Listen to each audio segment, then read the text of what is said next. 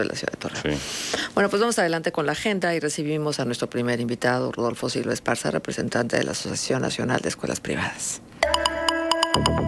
La voz de los protagonistas. Contacto telefónico. Muchísimas gracias, Rodolfo Silva Esparza, por la presencia aquí con nosotros en Contextos. Pues verdaderamente la cantidad de alumnos que han perdido los colegios particulares es una debacle que hay que resaltar. 25,000 alumnos en el ciclo escolar que acaba de concluir, esto en el estado de Coahuila. Gracias, Rodolfo. Y entonces, ¿qué tendrán que hacer para que este ciclo que se avecina sea mejor que el que terminó, con todo y las situaciones que se están viviendo ahora mismo en relación con la pandemia? Hola, muy buenos días, Marcela, y a todos ahí en la cabina. Pues, primero que nada, saludarles y agradecerles este espacio. Bueno, pues yo creo que lo que tenemos que hacer precisamente es el intentar recuperar esa confianza de las familias, que si bien es cierto no es suficiente pues únicamente hablar de trabajo, hablar de confianza, hablar de labor. Obviamente las condiciones económicas bajo las que estamos y nos hemos venido dando cuenta cómo todo de esta manera la economía ha venido golpeando pues familias que han con empresas que pues han tenido pérdida de ventas, que en sus empleos les han disminuido el sueldo. Algunos han perdido el empleo de manera definitiva.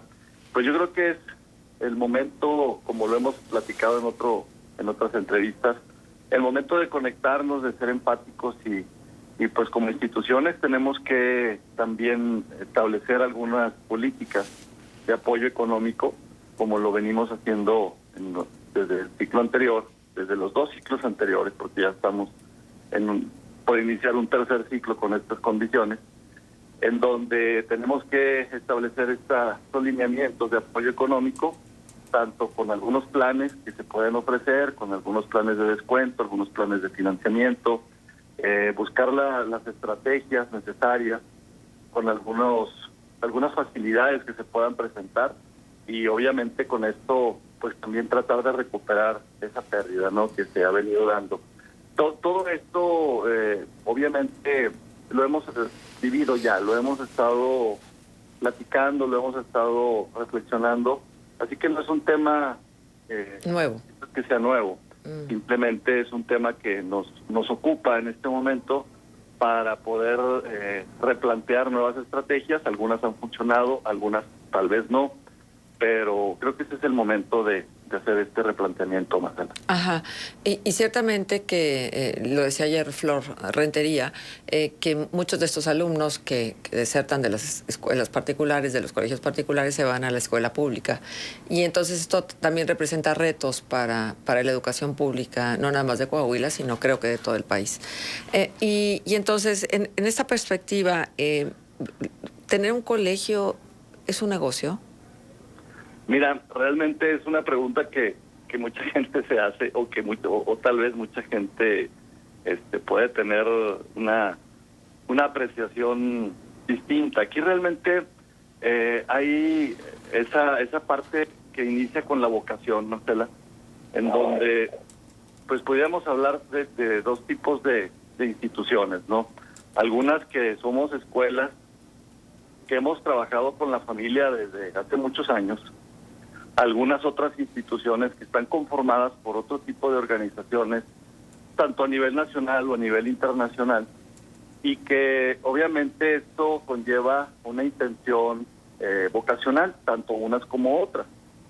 Aquí el punto tal vez en el que el cuestionamiento se presenta es si realmente es un negocio, es rentable, las utilidades son importantes. Pues yo te puedo comentar que en algunas instituciones, por más que se pueda ver movimiento importante con muchos niños, muchas familias, muchos estudiantes, asimismo eso implica una inversión de la misma magnitud. Por lo tanto, solamente somos ejes para poder distribuir los recursos, tanto para el personal que labora ahí, tanto para las instituciones a donde estos fondos tienen que distribuirse, como es el Seguro Social, el Infonavit y demás. y asimismo pues cubrir los gastos que esto tiene, ¿no? Recordar que la institución privada también tiene una competencia permanente y por lo tanto los servicios que se tienen que ofrecer son cada vez más amplios porque pues hay competencia, hay que estar siempre atendiendo el aspecto deportivo, cultural, artístico, y esto también implica una inversión importante. Por lo tanto, te puedo decir, nos permite obviamente dar una continuidad en lo que tiene que ver con la parte económica de los que conformamos estas comunidades. Sin embargo, así como la pregunta se plantea, pues realmente la rentabilidad no es importante. Uh-huh. Rodolfo, buenos días, te saluda Manuel Cerrato. ¿Qué tal, Manuel? Buenos días. ¿Hubo necesidad de que los colegios recortaran su plantilla de maestros o esto no se observó de forma tan grave? Mira, yo te puedo comentar, de acuerdo a lo que se presenta en la asociación, no se presenta de manera tan grave. Algunos sí tuvieron algunos movimientos, sobre todo en este aspecto en el que te comenté al final, todo lo que tiene que ver con estas academias.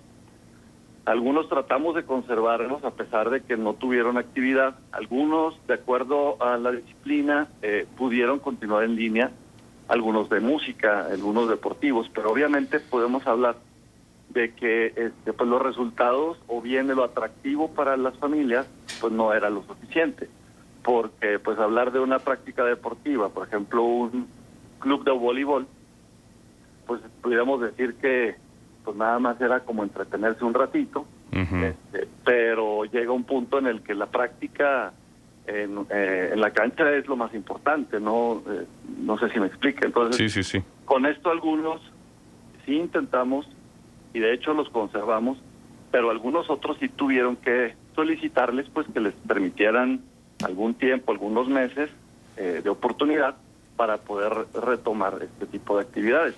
Que bien lo logramos hacer con algunas estrategias en donde citábamos a 3, citábamos a 5, hacíamos los entrenamientos, de hecho los continuamos así, solicitamos la autorización correspondiente y bueno, de esta manera se logró retomar las actividades y con esto estos maestros poder tener otra vez esa remuneración. Uh-huh. Ahora, detrás de todos estos números hay historias y muchas de ellas muy dramáticas, ¿no? Vemos cómo la pandemia afectó no solamente, claro, en cuestión económica, sino, digo, suena crudo decirlo, pero fue una realidad. Destruyó familias también la pandemia. Y en ese sentido hay una necesidad de recuperar al ser humano más que al alumno, sobre todo en esas edades que están en un periodo fundamental de su proceso formativo. ¿Hay alguna estrategia de acompañamiento psicológico, Rodolfo, de cara al próximo ciclo escolar, que los alumnos se vayan sintiendo confiados otra vez de retomar sus actividades normales luego de situaciones que pudieron haber vivido y que, bueno, implican justamente un seguimiento y una atención a su estado emocional? Claro que sí, fíjate que atendiendo eso que me comentas, tuvimos algunas experiencias diferentes, precisamente porque pues, son momentos distintos, en donde hemos tenido que involucrar otro tipo de actividades en las que tal vez sí se tomaban en cuenta, pero no con tanta seriedad o con tanta profundidad como lo tenemos que hacer ahora. Tuvimos necesidad de atender a los alumnos, algunas veces fueron, bueno, lo hemos vivido y es permanente, ¿no? Algunas veces fueron en grupos, otras veces fueron de manera individual o pequeños grupos, con algunas sesiones programadas precisamente para atender la parte emocional. Uh-huh. La mayoría de estos fueron en línea. Y te comparto que, bueno, yo participo también en una institución formadora de docentes y ahí mismo hicimos esa promoción de actividades tanto de relajación, de meditación, de reflexión, en donde a los formadores de docentes se les está ahora también preparando precisamente para participar con este tipo de actividades, en donde esas familias, en donde esos estudiantes, niños, jóvenes, han tenido este tipo de momentos emocionales tan retadores y que es necesario ahora voltear a todas estas dinámicas y estrategias de atención, porque es la única forma de poder recuperar sus ganas, su entusiasmo. Algunos se han vuelto muy apáticos, algunos se han vuelto incluso alumnos que venían desarrollándose con un potencial importante, pues también han caído en este tipo de momentos de depresión, de ansiedad. Y bueno, pues es momento de tomar todas esas estrategias para alivianar un poco y mejorar todo este tema que me estás comentando. Claro, exacto, sí, fundamental. Ahora, también me gustaría preguntarte, Rodolfo, toda esta cuestión de los recortes presupuestales, la eliminación de fondos y fideicomisos por parte del gobierno federal, pero también que, bueno, eso en consecuencia hace que los presupuestos estatales y municipales se hayan tenido que reconfigurar en atención a esta falta luego de aportaciones. ¿Les ha afectado a ustedes como asociación de escuelas privadas? Es decir, ¿ustedes recibían algún fondo a través de un fideicomiso del gobierno federal No. y que debido a esa decisión pues ya no se reciba?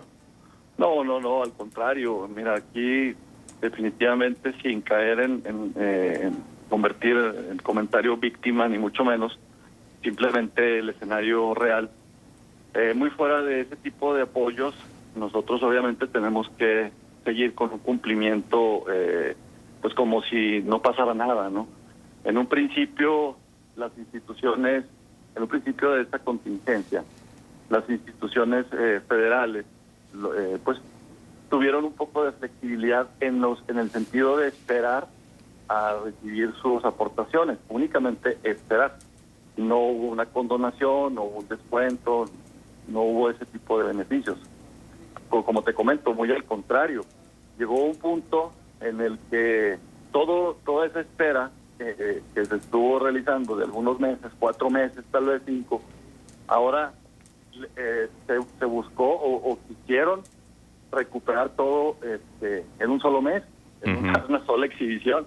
Entonces, sí, muy fuera de apoyos, de fideicomisos, de descuentos, de condonaciones, en un momento llegó la presión muy alta porque dijeron, ya pasaron 4 meses, ya pasaron 5 meses, ahora sí vienen los cumplimientos como debe de ser, y si no vienen las multas, los recargos, actualizaciones, señalamientos, embargos, bla, bla, bla, bla, bla, todo lo que tú ya sabes. Sí, así exacto. que de esta manera apoyos no tenemos. Y al contrario también el impacto que se puede recibir es porque, bueno, algunas instituciones que sí lo tienen, o algunos otros organismos, organizaciones que sí lo tienen, como han dejado de recibir, pues también el flujo económico natural que se da hacia el resto de las actividades de una localidad, pues se ve mermada, porque ya no hay ese flujo continuo de dinero.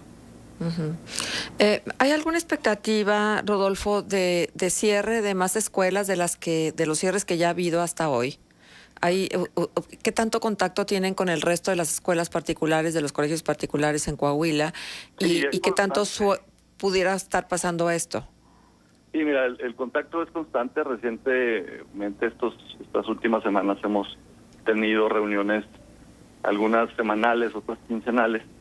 Aquí el riesgo sigue latente, Marcela. Muchos de los colegios y muchas de las escuelas están en espera de lo que implica el regreso. Ahorita mucha gente ya lo toma como un receso total, ¿no? Muchas familias. Algunas siguen acercándose a las escuelas, pero muy pocas.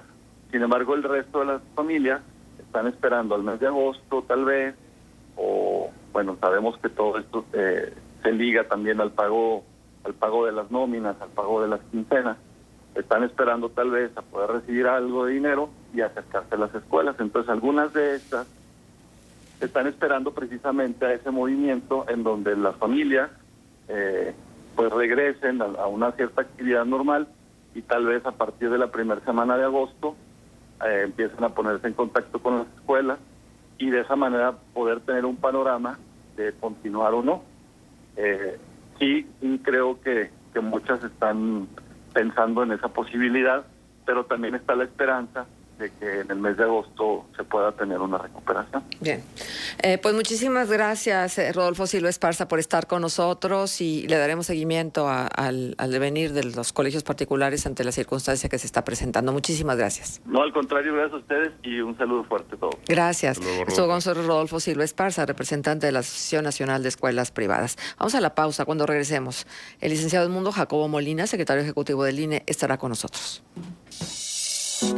La Casa del Vino, presente con contextos, te invita al primer Festival del Vino Mexicano. Degustación, catas, música, 65 bodegas y restaurantes. 7 de agosto, Centro de Convenciones Torreón. Tu entrada está en boletea.com. Cupo limitado. La Casa del Vino te invita a escuchar contextos después del corte.